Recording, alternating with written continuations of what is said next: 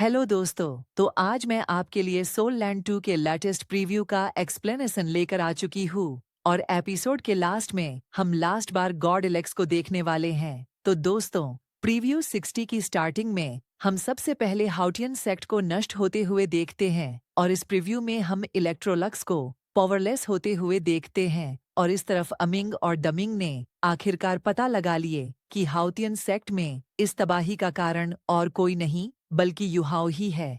दूसरी तरफ युहाओ लाखों साल पुराने आइस जेट बेड पर कल्टीवेट कर रहा था, लेकिन तभी अचानक एक दुर्घटना हुई और स्नो क्वीन का ओरिगैन कंट्रोल से बाहर हो गया और हो युहाओ को इसे सप्रेस करने में असमर्थ था। तभी वांग डोंग युहाओ के बारे में सोच रहा था कि युहाओ आइस जेट बेड पर अभ्यास कर रहा होगा और तो युहाओ के लिए यह एक बड़ा लाभ होगा। हुओ युहाओ को अपनी स्ट्रेंथ में सुधार करने में यह एक बड़ी मदद होगी। इसलिए वांग डोंग ने हुओ युहाओ के इस रूम में रहने की अरेंजमेंट की। 10,000 साल का आइस जेट बेड, लेकिन यह एक प्राइसलेस ट्रेजर है। यह स्पेसली आइस सोल मास्टर की स्ट्रेंथ को बढ़ाने में बहुत मदद करता है। यहाँ तक कि एजियोर बुल अजगर और टाइटन विशालकाय बंदर भी इसका उपयोग नहीं कर सकते थे। यह वास्तव में हुओ युहाओ के लिए एक अच्छा विकल्प है, लेकिन यह ट्रेजर हुओ युहाओ के हाथों में पड़ गया।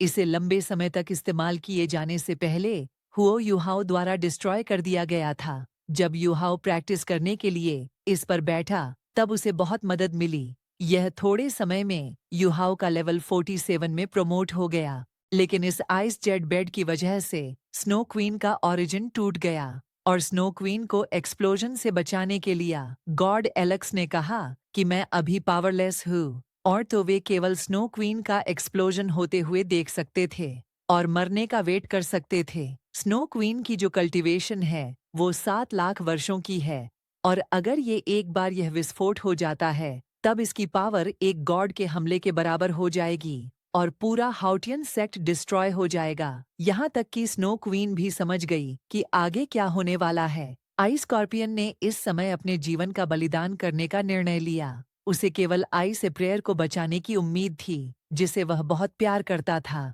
गॉड एलेक्स भी तियानमिंग और आइस स्कॉर्पियन की बहादुरी से प्रभावित हुआ था। उसने सोचा कि तियानमिंग आइस स्कॉर्पियन उसका साथी बनने के योग्य है और हम दूसरी तरफ पूरा हाउतियन सेक्ट पूरा कांपने लगा। कुछ पहाड़ियों की चोटियां कोलैप्स होने लगीं। हाउतियन सेक्ट के सभी लोग किसी सुरक्षित जगह जाने लगे। ऐसा होते हुए वांग डोंग जब उसने यह दृश्य देखा तो वह बहुत चिंतित था। वह हुओ युहाओ की सुरक्षा को लेकर बहुत चिंतित थे, लेकिन उन्हें हाउटियन संप्रदाय के डिसाइपल्स ने रोक दिया था। उन्होंने वांग डोंग को अंदर जाने रोका, जिससे कि वांग डोंग को कुछ हो न जाए। न एजियोर बुल पाइथन और टाइटन विशालकाय वानर दिखाई दिए। उन्होंने एक हथेली से हुओ युहाओ के कमरे का दरवाजा खोल दिया। एजियोर बुल पाइथन ने कहा, अभी समय नहीं आया है कि उसके जैसे बच्चे हाउटियन संप्रदाय को बचाए। वे दोनों ही गॉड लेवल के सोल मास्टर हैं। इलेक्स ने तुरंत उन्हें मदद करने के लिए कहा।